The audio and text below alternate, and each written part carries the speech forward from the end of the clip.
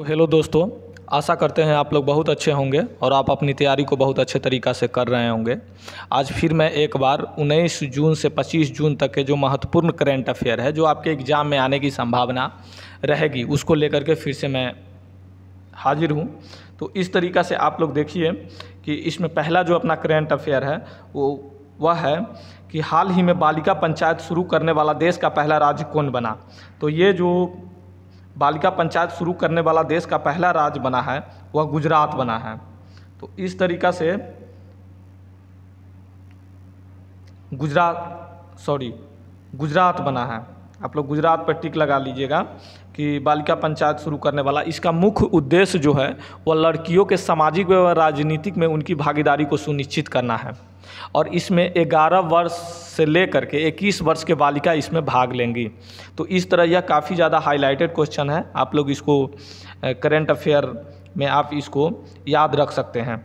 Next जो अपना जो करंट अफेयर है वह सेकेंड नंबर, इसको हम लोग देख लेते हैं।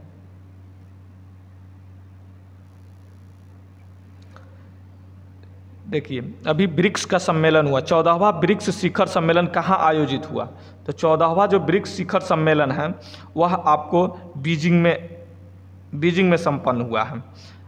और आप इसके बारे में एक चीज़ और याद रखिएगा कि पहली बार जो ब्रिक्स बना था वो 2006 में बना था।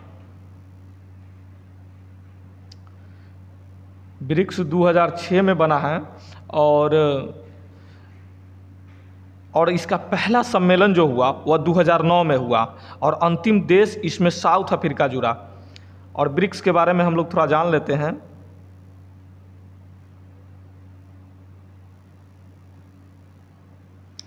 ब्रिक्स जो है वह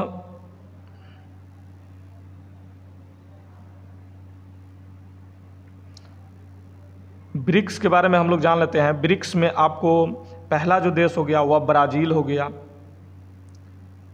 ब्राज़ील, दूसरा रसिया, तीसरा जो देश है वह इंडिया है, चौथा चाइना है और सबसे लास्ट 2010 में जुड़ा है वह साउथ अफ्रीका है। तो इस तरीक़ा से यह भी काफ़ी महत्वपूर्ण क्वेश्चन हो जाते हैं। नेक्स्ट जो अपना है वह तीसरा करंट अफेयर है। तीसरा जो करंट अफेयर है वो कुल अक्षय ऊर्जा क्षमता वृद्धि के मामले में भारत विश्व स्तर पर किस स्थान पे है। तो यह विश्व स्तर पर इंडिया तीसरे स्थान पे आ गया है, तीसरे स्थान पर आ गया है। पहले स्थान पर जो है वह चाइना है, पहले स्थान पर चाइना, दूसरे स्थान पर है USA।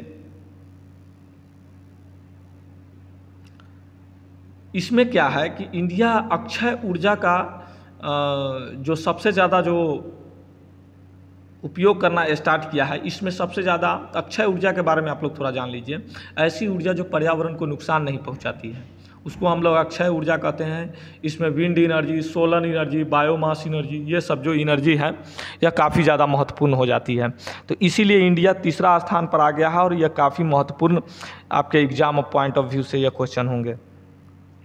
चौथा जो है, चौथा के बारे में हम लोग देख लेते हैं कि किस यूरोपीय देश ने भारत के रुपए कार्ड और UPI लेन देन की मंजूरी दी है।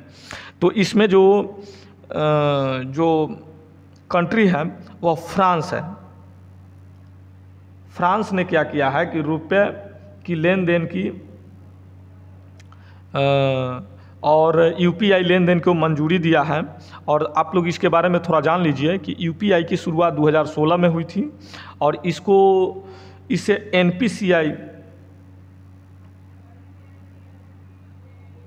NPCI इसको क्या करता है कि संचालित करता है। NPCI का फुल फॉर्म होता है national payment corporation of India. आप लोग इसको भी याद रखिएगा, national payment corporation of India. देखिए, रुपए कार्ड की मान्यता जो है वह सिंगापुर, मालदीव, सऊदी अरब, UAE, बहरीन, म्यांमार और साउथ कोरिया में इसकी मान्यता है। नेपाल और फ्रांस ये दो जो है अभी हाल फिलहाल में जुड़े हैं। और UPI का जो ट्रांजैक्शन अपना है, UPI ट्रांजैक्शन, यह 7 कंट्री में अभी अब उपलब्ध हो गई हैं, जिसमें है भारत अपना देश एक है ही, Bhutan, Nepal, Malaysia, Singapore, UAE और लास्ट में जो अपना फ्रांस जुड़ा है। तो इस तरीक़ा से ये भी काफ़ी महत्वपूर्ण हो जाते हैं, आप लोग इसको भी याद रख सकते हैं।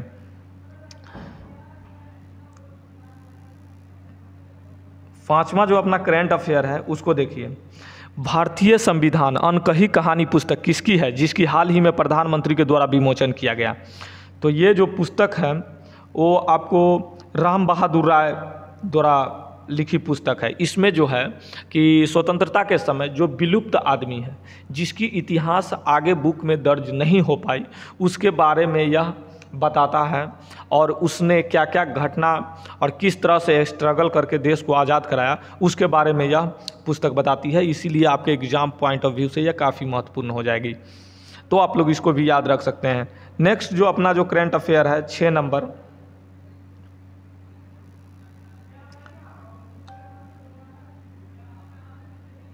अंतर्राष्ट्रीय योग दिवस कब मनाया जाता है।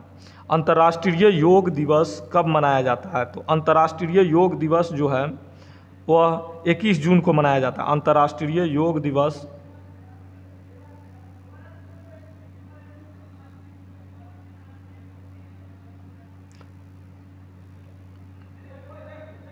21 जून को अंतर्राष्ट्रीय योग दिवस मनाया जाता है।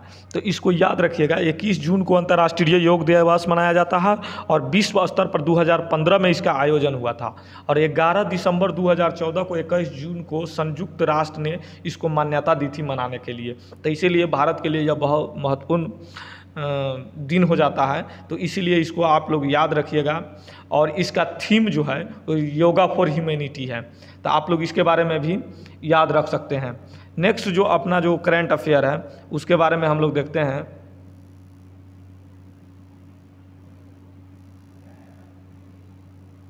देखिए इसमें दिया हुआ है कि बांस में रहने वाले चमगादड़ की एक नई प्रजाति की खोज किस राज्य में हुई है। तो ये जो बांस में रहने वाले चमगादड़ है इसकी खोज मेघालय में हुई है।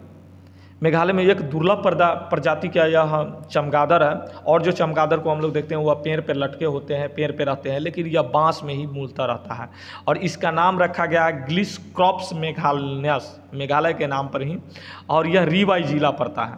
रीवाई जिला में इसको क्या किया गया है कि रखा गया है, रीवाई जिला में यह बेसिकली मिला है।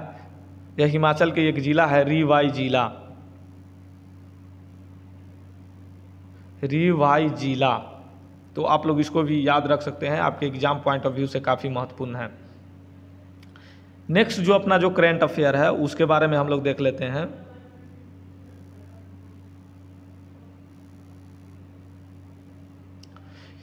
यूएन में भारत की अगली अस्थायी प्रतिनिधि कौन होगी। तो यूएन में अगली जो अस्थायी प्रतिनिधि जो होगी वह रुचिर कंबोज होगी, रुचिरा कंबोज। यह क्या करेगी कि टीएस कृष्णमूर्ति जी का स्थान लेंगे, जो उनका कार्यकाल समाप्त हो चुका है। अभी यह भूटान में भारत के राजदूत के रूप में कार्यरत हैं। तो इसीलिए यह काफ़ी हाईलाइटेड न्यूज़ है, ये आपके एग्जाम पॉइंट ऑफ व्यू से काफ़ी महत्वपूर्ण हो जाएंगे। नेक्स्ट जो अपना जो क्वेश्चन है इसके बारे में देख लीजिए, विश्व संगीत दिवस कब मनाया जाता है। तो विश्व संगीत दिवस जो है, इस क्वेश्चन को डालने का मेन मकसद था कि 21 जून को दो चीज़ मनाया जाता है, विश्व योगा अंतर्राष्ट्रीय योगा दिवस और संगीत दिवस भी मनाया जाता है 21 जून को।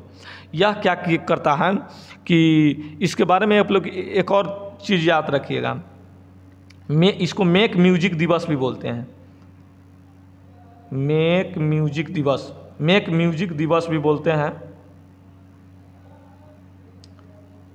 मेक म्यूजिक दिवस, आपसे ये भी क्वेश्चन पूछ सकता है कि मेक म्यूजिक दिवस कब मनाया जाता है। तो 21 जून को मनाया जाता है और इसका जो थीम है वह म्यूजिक ऑन द इंटरसेक्शन है। आप लोग इसको थीम को भी याद रखिएगा, म्यूजिक ऑन द इंटरसेक्शन है।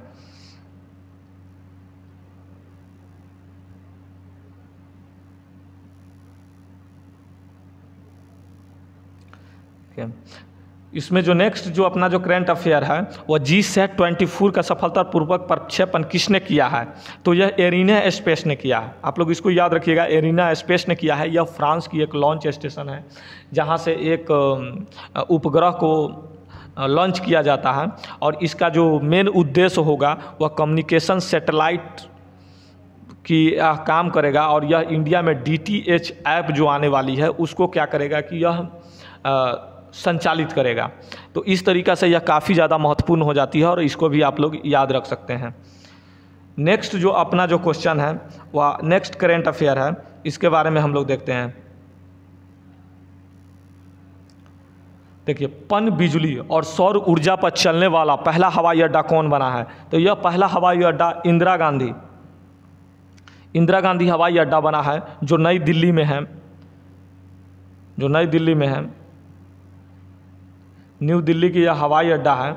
और आप लोग इसके बारे में भी थोड़ा जान लीजिए कि अब यह क्या करेगा कि 6% जो ऊर्जा होगा, 6% ऊर्जा वह क्या करेगा कि सौर ऊर्जा से लेगा, और 94% जो ऊर्जा होगा वह वाटर जल विद्युत संयंत्रों से प्राप्त करेगा, यानी कि वाटर इलेक्ट्रिक संयंत्रों से यह प्राप्त करेगी। तो इस तरह यह भी काफ़ी ज़्यादा महत्वपूर्ण हो जाता है एग्ज़ाम पॉइंट ऑफ व्यू से।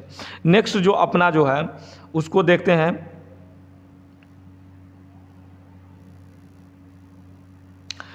सफदरजंग स्टेशन से किस देश के लिए भारत गौरव पर्यटक ट्रेन रवाना हुई है? अभी तक हम लोग देखे हैं कि भारत गौरव ट्रेन जो अभी स्टार्ट हुआ है, जो पहली इसकी जो स्टार्टिंग पॉइंट थी वह कोयम्बटूर से साईनगर शिरडी थी, लेकिन यह जो है वह विदेशों के लिए भी यह चालू हो गया है, और यह अपना जो यात्रा है वह नेपाल तक करेगी। और यह रामायण सर्किट का ट्रेन है, इसमें रामायण से जुड़े जो भी महत्वपूर्ण जगह है उसको क्या किया जाएगा कि दिखाया जाएगा, और यह ट्रेन 18 दिनों तक यात्रा करेगी। तो इस तरीक़े से हम लोगों ने जो 12 जो अपना जो सप्ताह का जो करेंट अफेयर है उसको हम लोग देखें, जो आपके किसी भी एग्ज़ाम में पूछने की ज़्यादा संभावना रहेगी। तो आशा करते हैं आप लोग बहुत अच्छे रहिए और अपनी तैयारी को बहुत अच्छे तरीक़ा से कीजिए। Okay, thank you.